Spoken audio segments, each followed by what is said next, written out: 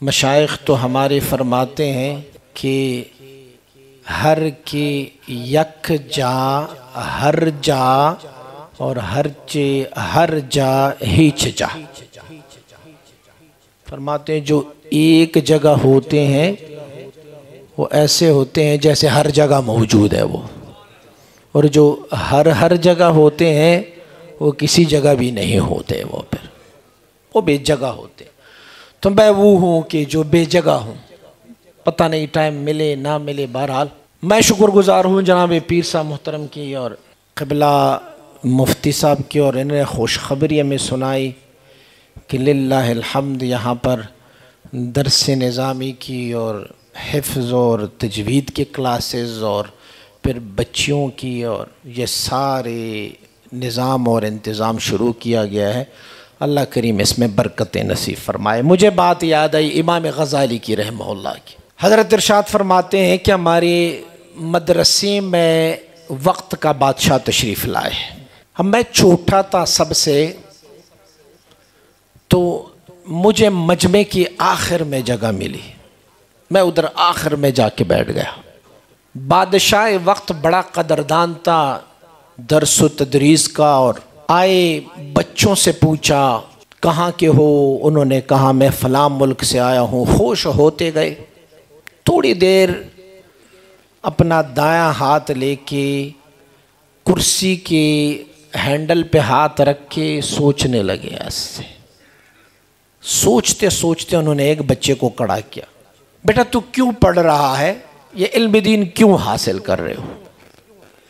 بیٹے نے بڑے ادب سے کہا بادشاہ سلامت، میرے والد صاحب آپ کی حکومت میں قاضی ہے اور بڑے عہدے پہ ہے، میں بھی پڑھ رہا ہوں، ہو سکتا ہے میں اپنے باپ کے جانشین ہو جاؤں اور میں بھی قاضی بن جاؤں. میں بعد میں اس مسئلے کی طرف آتا ہوں، نیتوں کی طرف. ٹھیک ہے بیٹھ جاؤ. بیٹھا. دوسرے کو اٹھایا، آپ اٹھو. اٹھ کے پوچھا ان سے کیوں مدرسے میں پڑھ رہے ہو؟ کہا اس لیے پڑھ رہا ہوں کہ میرا والد صاحب جو ہے نا مفتی ہے، بہت بڑے، اور افتاء کے مسند پہ بیٹھے ہوئے ہیں، کل کو وہ فوت ہو جائے، میں اسی لیے پڑھ رہا ہوں کہ اس کے مسند پہ بیٹھ جاؤ گا. تو بھی بیٹھ جا. بیٹھ گیا. ایک اور کو اٹھایا، ہر ایک نے ایک ایک ریزن بتائی. امام غزالی فرماتے ہیں کہ ان سب میں چھوٹا تھا، تو میرے کپڑے میلے کچیلے تھے اور سائڈ میں بیٹھا ہوا تھا. تو ایسے نگاہ کرتے کرتے میری طرف اشارہ کیا، بیٹا تو اٹھ کے کھڑ. میں کھڑا ہوا تو مجھ سے پوچھا بیٹا تو کیوں پڑھنے آیا ہے؟ میلا کچیلا غریب فقیر، یہ تو قاضی کا بیٹا ہے، قاضی بننا چاہتا ہے، یہ تو مفتی کا بیٹا ہے، مفتی بننا چاہتا ہے، تو بتا. میں نے کہا میرا والد نہ قاضی تھا نہ ہے، نہ وہ مفتی تھا نہ ہے. میرا والد گمنام زندگی انہوں نے گزاری ہے، تو پھر تو کیوں پڑھ رہا ہے؟ کہ میں رب کی رضا کی خاطر پڑھ رہا ہوں بس. تو کہا بادشاہ کو یکدم جیسے کیفیت ہوئی وجد کی اور جذب کی حالت ہوئی، تو بادشاہ اپنی کرسی سے اچھلے. کہا بیٹا قسم ہے ذات الہی کی کہ اگر ایک تو اس مدرسے میں نہ ہوتا تو میں ان ساروں کو قتل کروا کے مدرسے کے بلڈنگ کو بھی گرا دیتا. اور عرض یہ کرنا چاہتا ہوں کہ یہ مدارس جیسے ابن قبلہ نے فرمایا، حضور سید مبارک صاحب رحمۃ اللہ تعالی علیہ نے ارشاد فرمایا، فرماتے ہیں کہ ہمارے مرشد گرامی کی ایک شاگرد تھے، ان سے مرید تھے، عالم تھے اور وقت کے بڑے محدث تھے. تو شیخ کے ساتھ تھوڑی سی اختلاف ہوئی حضرت مولانا محمد ہاشم سمنگانی رحمۃ اللہ تعالی سے. حضور نے ان کی کوئی تربیت چاہی لیکن اس نے تربیت قبول نہیں کی، اس کو اختلاف ہو گیا تو اٹھ کے چلا گیا، چھوڑ دیا میں نے تمہاری مریدی. تو دروازے تک جب گئے انہوں نے کہا چھوڑ دی میں نے تمہاری مریدی. حضرت نے فرمایا چل تو چل. جب دروازے تک گیا تو دروازہ کھولا اور کہا بڑے تجھے افسوس ہوگا مجھے گھر سے نکالنے کا، کیونکہ میں ہوں مفتی، میں ہوں عالم، میں ہوں فلاں۔ تو کیا حضرت مسکرائے، تو میں ساتھ بیٹھا ہوا تھا، حضور فرماتے تھے مبارک صاحب رحمت اللہ تعالی، فرمایا بیٹا تو چل، کہاں مرید ایک ہو لیکن نر ہو جیسے سیف الرحمان، فرمایا وہ سب پہ بھاری ہے، بس کافی ہے۔ آپ کے مدرسے سے، آپ کے دارالعلوم سے، آپ کی مریدوں میں سے ہزاروں آئیں گے، ہزاروں جائیں گے، لیکن تم سے پک کرنے والا اور اخذ کرنے والا ایک ہی بندہ نکلے گا۔ اور جب وہ ایک تمہارا تراشا ہوا ہیرا ہو تو وہ تراشے ہوئے ہیرے کو لاکھوں دوسرے لوگوں پر افضلیت حاصل ہے، تمہارے مدرسے کا، تمہارے ادارے کا حامی اور ناصر جو ہے وہ میرا رب ہے، یہ لوگ نہیں ہے، کیونکہ دین رب کا ہے، میرے مصطفیٰ کریم کا دین ہے۔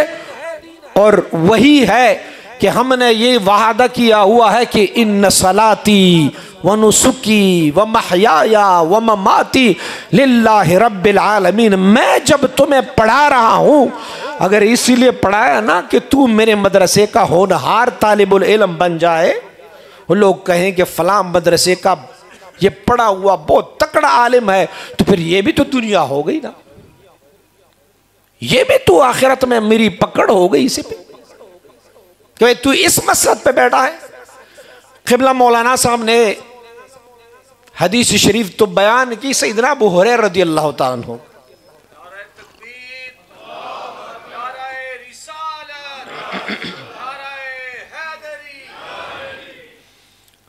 لیکن آپ کچھ ان کی جلدی تھی تو آپ نے ان کے مندرجات کو بیان نہیں فرمائے۔ سیدنا ابو ہریرہ رضی اللہ تعالیٰ عنہ سے پوچھا، میں وہ حدیث دوبارہ آپ کے سامنے پیش کروں۔ پوچھا ہے ابو ہریرہ کوئی ایسے حدیث مجھے سناؤ جو آپ نے بذات خود اس صاحب قبر رسول اللہ صلی اللہ علیہ وسلم سے سنی ہوگی۔ کہاں بیٹھے ہوئے ہیں؟ صفے پہ، جہاں اصحاب صفہ بیٹھتے، وہاں بیٹھے ہوئے ہیں۔ راوی کہتے ہیں میں نے پوچھا ان سے کہ کوئی ایسے حدیث مجھے سناؤ جو آپ نے ڈائریکٹلی اس صاحب قبر علیہ السلام سے سنی ہوگی۔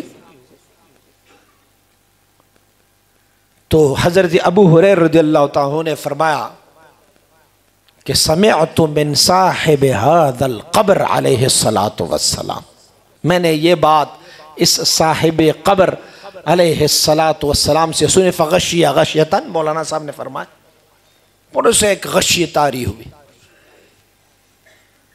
پھر جب افاقے میں آئے تو پھر پوچھا گیا، پھر انہوں نے اشارہ کیا، ایک بار پھر غشی آئی، تیسری مرتبہ پھر غشی آئی، چوتھے مرتبہ حدیث بیان کی کہ اس صاحب قبر علیہ السلام کے ساتھ میں بیٹھا تھا۔ محبوب نے فرمایا قیامت والے دن میری امت میں سے 3 قسم کے لوگوں کو لایا جائے گا۔ ایک ہوگا سخی، جس نے بڑے مدارس بھی قائم کیے ہوں گے، جنہوں نے طلبہ کو کھلایا پلایا بھی ہوگا، جنہوں نے غریبوں اور مسکینوں کو لنگر بھی تقسیم کرائے گئے ہیں، جنہوں نے شادیاں بھی بچیوں کی کرائی ہوں گی۔ اسے لایا جائے گا، اس سے پوچھا جائے گا میں نے تجھے مال دی تھی، صحت و عافیت دیا تھا، تو نے کیا کیا؟ تو وہ جواب دیں گے پروردگارہ مال دی تھی تو میں نے تقسیم کر لی تیرے بندوں پر، یتیم بچیوں کی شادیاں کرائی۔ اور مجھے جب بھی میلاد شریف پہ جاتا ہوں تو مجھے یاد آتے ہیں، اب سوشل میڈیا پہ دیکھیں گے، وہ کہیں گے یار جی میلاد شریف پہ تم نے اتنا خرچہ کیا، کسی یتیم بچی کی شادی کرایا جاتے تھے۔ پچھلے دنوں میں نے وہ فیس بک پہ دیکھا تو ایک بندے نے اس کو جواب دیا تھا۔ انہیں جواب کیا دیا تھا؟ اس نے کہا میں نے اپنے گھر میں میلاد شریف بنائی، 1500 روپے کے لائٹ لگائے ہیں، میں نے باہر سے کچھ کھانا منگوایا تھا، 3000 کا کھانا تھا، 4500 روپے ہو گئے، مولوی صاحب کو بلایا تھا، 2000 مولوی صاحب کی خدمت کی، اور ہم بیٹھے تھے، ٹوٹل ہمارا خرچہ 10,000 ہوا تھا. کسی یتیم بچی کی شادی اگر 10,000 پہ ہونی ہے تو ان کو کہو آ جاؤ، میں دے دوں گا آپ کو 10,000. میں اللہ کی فضل و کرم سے عمرے پہ بہت زیادہ جاتا ہوں، حضور کی بارگاہ میں جاتا ہوں. میری سسر صاحب ذرا اسٹیک کے تیز ہے. مجھے ایک دن کہنے لگے یار یہ روز عمرے پہ جا رہے ہو، یہ اتنے خرچے کر رہے ہو، یہ جو فقیر لوگ ہیں نا، مسکین ہیں، ان کو یہ پیسے دیا کرو. بھئی کر لی عمرہ، ایک سنت تھا، اب بقیہ عمرے جو کر رہے ہو یہ تو مستحب ہے، کیا ضرورت ہے؟ یہ مسکین دیکھو، فقیر بیچارے مانگنے والے، ان کی خدمت کرو. 2.5 لاکھ خرچ کرتے ہو تو ان کا خدمت کر لیا کرو. میں نے اسے کہا یہ فقیروں کی خدمت کیا ہے؟ کہنے لگے یہ ثواب ہے، اجر ہے، یتیم کو کھلائیں، طلبہ کو کھلائیں.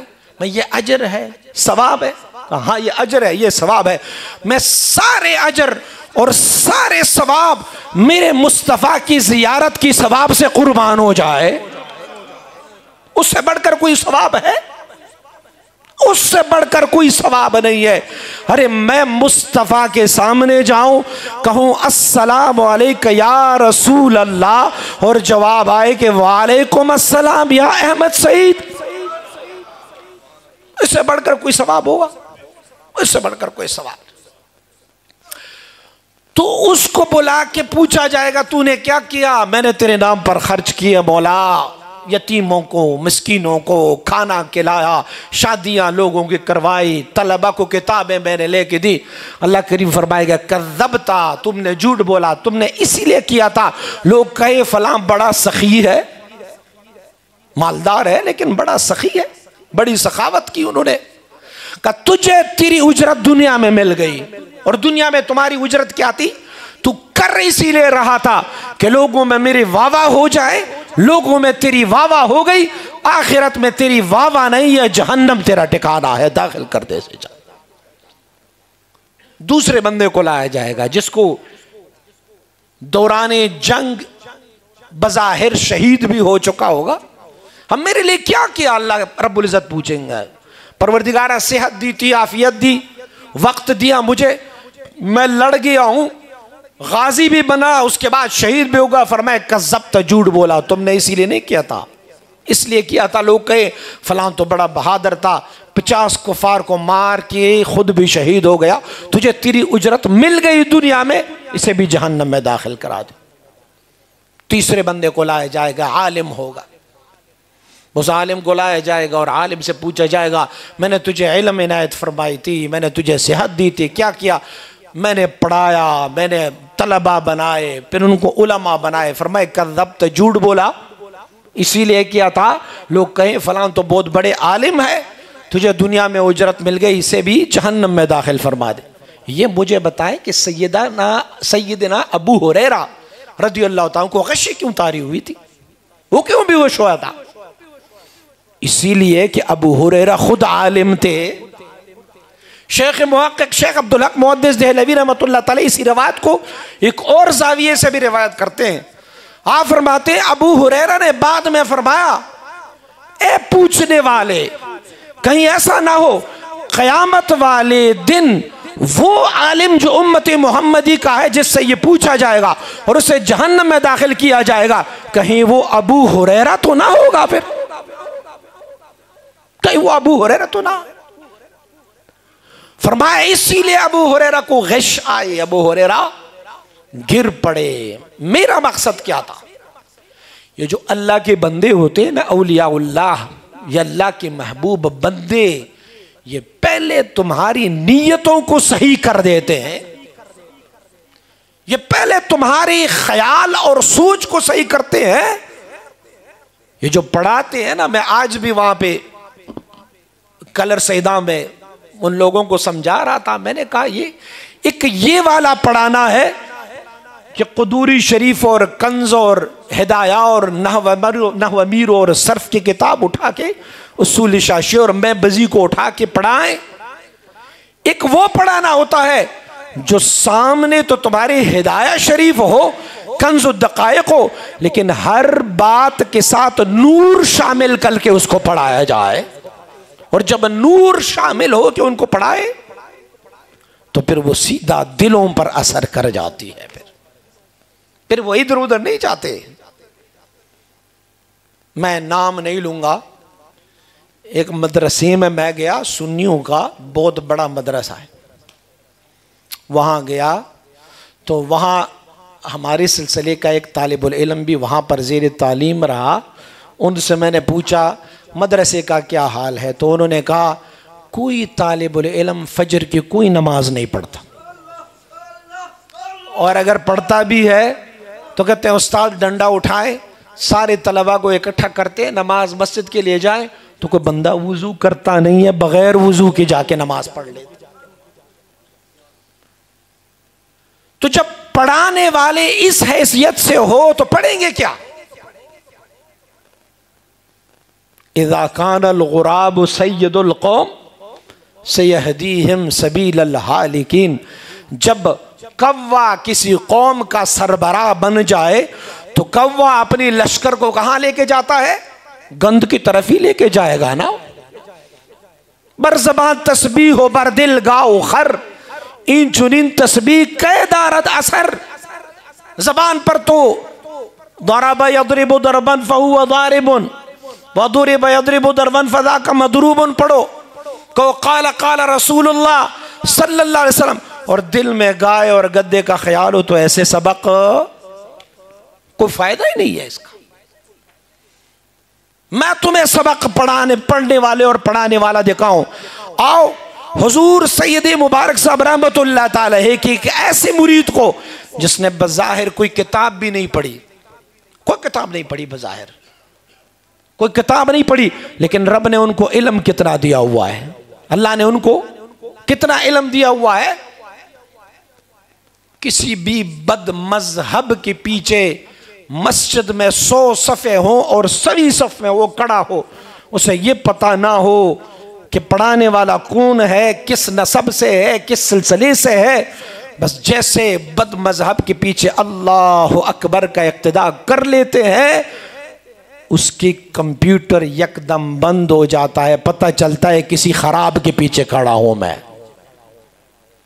یہ وہ علم ہے جو کتابوں سے نہیں ملتا تمہیں، یہ وہ علم ہے جو پڑھنے سے نہیں ملتا، یہ وہ علم ہے جو طیبہ سے منگائی جاتی ہے، جو سینوں میں چھپائی جاتی ہے، اور یہ توحید کہ میں پیالوں سے نہیں، یہ نظروں سے پلائی جاتی ہے۔ پھر یہ ایسے تمہیں پڑھائے جاتے ہیں۔ پھر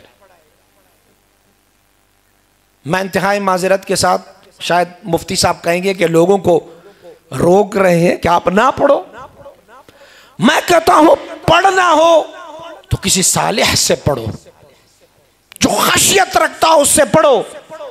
جو خشیت والوں سے پڑھیں گے تو پھر وہ خادم حسین رضوی بن کے آ جائیں گے۔ پھر جنہوں نے محبت رسول والوں سے پڑھا ہو ان کی دل میں بھی محبت رسول ہی ہوگی، اور جو ادھر ادھر سے پڑھا ہو تو پھر وہ ادھر ادھر کی باتیں کرتے جائیں گے، وہ نہ اہل سنت والجماعت کی اور نہ کچھ نہ کچھ نہ کچھ۔ لیکن یہ ضرور ہے کہ ہمارے مدارس قائم ہو اور اس مدارس کی نگرانی کرتے جائیں، توکل علی اللہ پر، رب کی توکل پر شروع کرایا جائے، رب لوگوں کے دلوں کو خود اس طرف مائل فرما دیتا ہے۔ لیکن ہو بھی کوئی صالح بندہ۔ میں پیر صاحب محترم کو مبارکباد پیش کرتا ہوں اور ان کی ٹیم کو مبارکباد پیش کرتا ہوں کہ انہوں نے ایک احسن اقدام اٹھایا ہوا ہے، نہایت بہترین قدم ہے۔ کبھی یہ ہوتے ہم خانقاہ والوں کو لوگ تانے دیا کرتے ہوتے تھے کہ یار یہ بے علم ہے، ان کے پاس علم نہیں ہے۔ الحمدللہ یہ قدم بھی میرے امام اور میرے والد اخونزادہ سیف الرحمن نے ہی اٹھایا ہے۔ جہاں پر سلسلہ سیفیہ کا چھوٹے سے چھوٹا آستانہ ہوگا وہاں پر درس و تدریس کا مدرسہ بھی قائم ہوتا جائے گا۔ پھر تو یہ اللہ کا حمد و ثنا ہے، دعا ہے کہ اللہ کریم اس مدرسے، اس دارالعلوم کو دن دگنی رات چگنی